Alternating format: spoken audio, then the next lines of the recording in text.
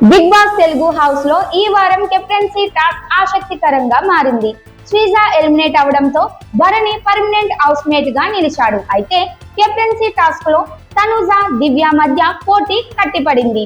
తనుజ, దివ్యకు మద్దతుగా వారు అనుకున్న జట్లు చెలామణి అయ్యాయి. భరణి ఈ వారం కెప్టెన్సీ కోసం తనకు సహాయపడిన వారిని సెలెక్ట్ చేశాడు. అందులో మాధురి కూడా ఉంది. ఆమె తన జట్టులో అమ్మాయిలకు అవకాశం ఇవ్వాలని సలహా ఇచ్చింది. కానీ భరణి కొంతమంది అందరికీ ఛాన్స్ ఇవ్వకుండా మరికొంతమంది తనుజ, దివ్య, సాయి, నిఖిల్ కు అవకాశం ఇచ్చాడు.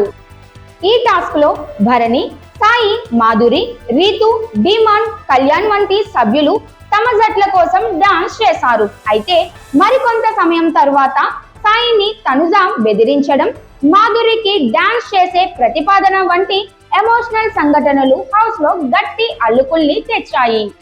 సగటు హౌస్ మేట్స్ కోసం సంగీతం బ్లాస్ట్ అయినప్పటికీ ఎవరికి ఎక్కువ మద్దతు లభించిందో ఆధారంగా దివ్య కెప్టెన్ గా ఎంపికైంది. ఈ ఫలితాన్ని పంచుకున్నప్పుడు తనుజ మరింత ఎమోషనల్ అయింది.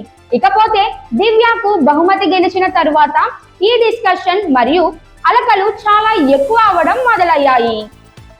ఈ వారం కెప్టెన్సీ టాస్క్ పైన గేమ్ ను ఎలా ఆడాలో, ఎవరు నిజంగా గెలిచారు అనే అంశంపై హౌస్ మేట్స్ మానసికంగా ఒకరినొకరు పైగా ప్రూవ్ చేసుకుంటున్నట్లు అనిపిస్తోంది.